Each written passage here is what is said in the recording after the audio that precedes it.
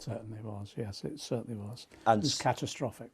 Catastrophic. But what nobody has yet heard is a proper apology. Anybody at the top of the party saying, yes, this is on us. Okay, let me make it clear then. It's on me.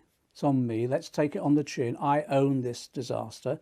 So I apologise. I apologise to all those wonderful Labour MPs who've lost their seats, who worked so hard. I apologise to all our campaigners, but most of all, I apologise to those people who desperately need a Labour government. And yes, you know, if anyone's to blame, it is me, full stop. So taking that then on the chin, you talk about the responsibility being yours, and you're one of those people that Len McCluskey accused of going onto the media and talking in a way which gave the impression to leave voters across the country, but particularly in the North and Midlands, that this was, the Labour Party was now a Remain party led by Remain Londoners. Len's got a point. The bulk of our members campaigned for Remain and were solid in Remain. About 70%, I think, one the poll showed. But the bulk of Labour MPs, a large number of Labour MPs, like me, represented Leave seats. So we're in the horns of a dilemma. If we campaigned for Remain, we would lose Leave voters. If we campaigned solely for Leave, we'd lose Remain. It was either way we were going to be hammered. But what we tried to do is bring both sides together, and we failed. It just, the tactic, the strategy, whatever you call it, didn't work. According to the polling of Labour voters who defected in this election to the Tories, it says for about 31%, Brexit was the biggest issue, but for 45%, it was the Labour leadership itself. Jeremy Corbyn, I know he's an old friend and a comrade, but he went down very, very badly on the doorstep. Look, we have to recognise, I think it was Brexit that did us. We were in this horns of a dilemma. We couldn't move either way, or if we did and we tried the compromise, it didn't work. That's the first thing. The second, we have to recognise that, look, the media did a number on Jeremy for 4 years solid, every day. Let me just finish this. Every attack, every smear was going on. And they transposed someone who I know is a man of honesty and principle into someone demonised in a way no other politician on this scale has been done before. And I deeply regret that. And yet, he was also seen directly by huge numbers of people through his media performances on television and radio. People did see him, and they did get a sense of him. Let me read you what one former MP, Anna Turley, who was the MP for Redcar, said. And she's quite typical of what a lot of your ex-MPs are saying. She said, for every time that Brexit was raised on the doorstep, the leadership was raised 4 times. Even by those sticking with us, there was visceral anger from lifelong Labour voters. They felt they couldn't vote for a party they'd supported all their lives because of, quotes, that man at the top. 2 issues there. One is, actually, I do blame the media. I know people say, oh, he's just blaming the media, but look at the evidence of the last few years, the way in which Jeremy has been treated in the media. Secondly, on the broadcast media, when he had the opportunity to broadcast media, actually, it's interesting in the polling, he was seen as the most trustworthy of the candidates. The person, let me just say, on this polling point, they're also the person who is most in tune with people's day-to-day concerns.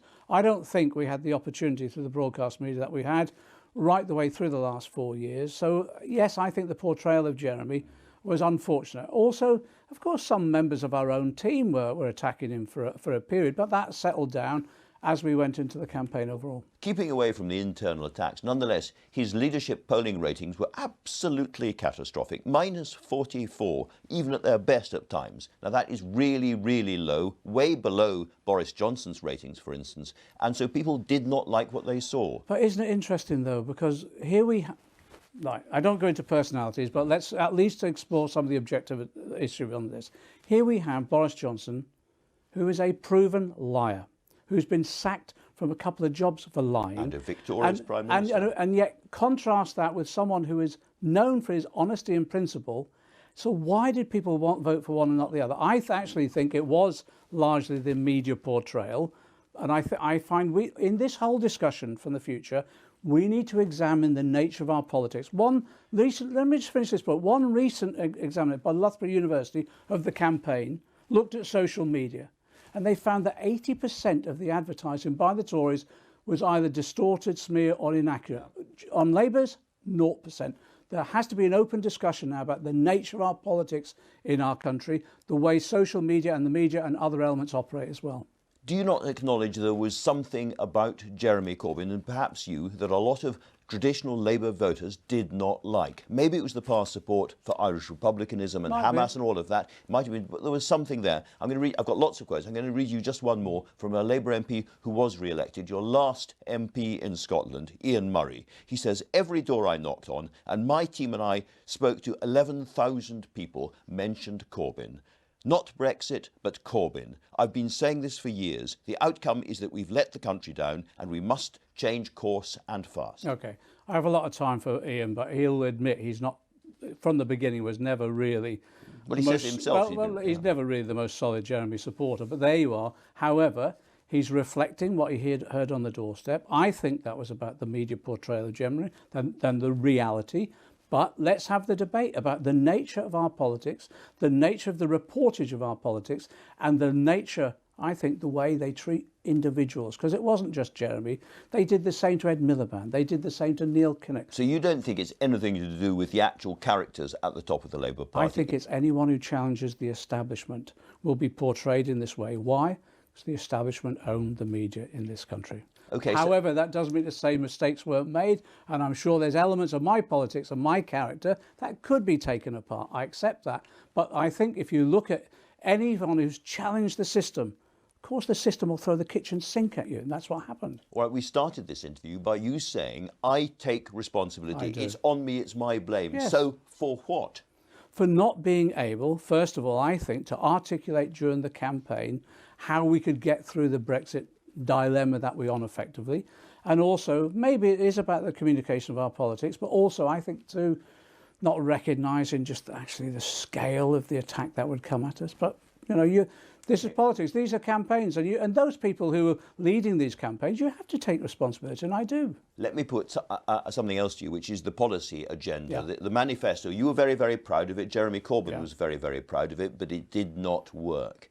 Is it just possible that with all this very fast renationalisation, with the tax and the spending, it was just too much, too fast, too big? Might have been, and I think if there was one criticism, and this is a self-criticism, is not having a narrative that would convince people about how this all fitted together. That's one of the lessons to learn from this campaign for the future. If you'd said this is a sort of 10-year programme to get Britain back to social democratic levels of spending, and this is how we're going to do it year by year by year, you might have had a much better chance of cutting through. Well, I did, but I don't think that was listened to. I did say it was a 10-year programme. I was saying in the first 5 years we laid the foundation. If you remember, our Green Transformation Fund was a 10-year investment programme, and I did look at the scaling of that up, but that never cut through because in the rush of a campaign you never get that detail understood. But you ended up talking about billions as if they were pennies almost. There was billions of this and billions for that and billions for the next thing. Interestingly enough, what happened was that people were saying, well, how much does that cost? So you had to give them the figure.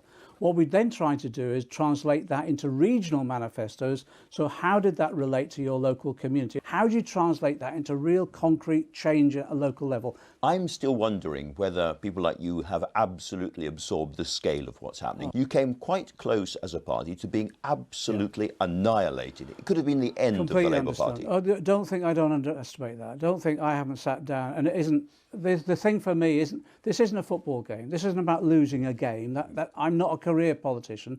This is about changing the lives of people who've suffered for 10 years under austerity. This is the big one that never really got debated in the election campaign was climate change. We're facing our planet at risk, and the next 5 years whether a fossil fuel committed government is going to put on edge whether we can meet any climate change targets at all. So I don't underestimate the seriousness of this. My constituents here, I've got a housing crisis. I've got people living in real poverty. Without a Labour government now, nothing will help them. And you failed them. I admit that completely. And it's a tragedy, not just for me personally, more importantly for them.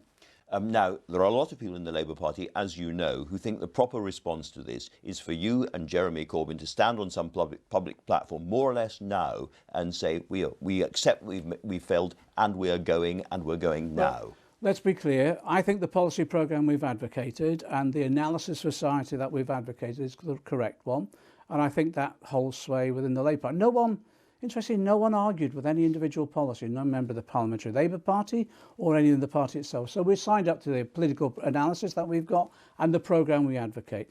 The issue for us is how do we get that message across? How do we have a proper narrative? How do we cut through the media avalanche against us in campaigns like this? And that's what we've got to do. By when do you think you will be gone? Okay, normally, thank you for putting it that way, normally it would be the NEC will determine the timescale, usually 8 to 10 weeks, something like that. And then, so you're looking at early in the new year. Because I'm asking because there are London elections and there are local elections coming up in the spring. It will obviously be sorted before then, and we'll have a new leadership in. I won't be part of the shadow cabinet. I'll stand down, and Jeremy will as well. We'll have a new generation of leaders coming in who are incredibly talented, incredibly enthusiastic, and now experienced as well. I'm looking forward to their leaderships. It's no great secret that you'd like to see Rebecca Long-Bailey take over. There are people who think that you and Jeremy Corbyn are hanging on in order to, as it were, fix in some respects the next leadership. No, we can't do that. Look, the leadership election will be determined by the NEC. All the details of that, there's strict rules and timescales, etc. I think you look at the new generation coming forward. Becky is brilliant. I think she's excellent, and she could be a brilliant leader. You've got alongside her Angie Rayner. You've got alongside people Richard Berger and Lisa Nandy, Jess a whole Phillips. range of people. You can see a whole team developing of this new generation. Dawn Butler, and what's interesting, it's interesting how many women are actually there, young women. My view is I think it should be a woman leader next time, and I've said that consistently. And there are lots of women. Now, some are, as it were, in your part of the Labour Party, and some are not. Can you be honest brokers between them? No, it's not for us to do that. I think it's for the members to decide who will be the next leader and the next team, and the members will decide that.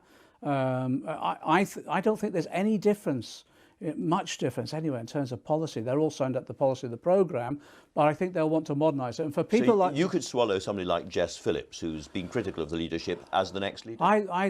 I prefer others. But the members will decide. You know, Jess is really talented, and I hope she comes on board, and that'll be great. She'll have a great contribution to make because she speaks from the grassroots. But I want someone who actually has been, really solidly involved in the development of existing policy. That's why Becky and Angie and Dawn and others have been so good. This has been very much a period when the Labour Party has been led from London by Londoners. Do you think it is time, given what's happened to the so-called Red Wall, for somebody who is not from London to be leading the Labour Party? Well, I represent a London seat, but I'm a Scouser by birth and I have family up north. That's where my family are. So this sort of was led by London. I have as much to do at the north as I do of my constituency in London. I think it is most probably time for a non-metropolitan. I think it's time for a non-London MP and we need a northern voice as much as possible. But remember, Jeremy had Lisa Nandy. Well, there's a whole range of people out there that can come forward. You know my view. I think Becky Long-Bailey's done a great job, but you've got a team there. You've got a real team. Angie Rayner on education and in the debates, mopped up in terms of the opposition. And if you look at Dawn Butler, what she's done as well, although she's from London and all the rest, but look at the work that she's done about the BAME community, but wider on equalities.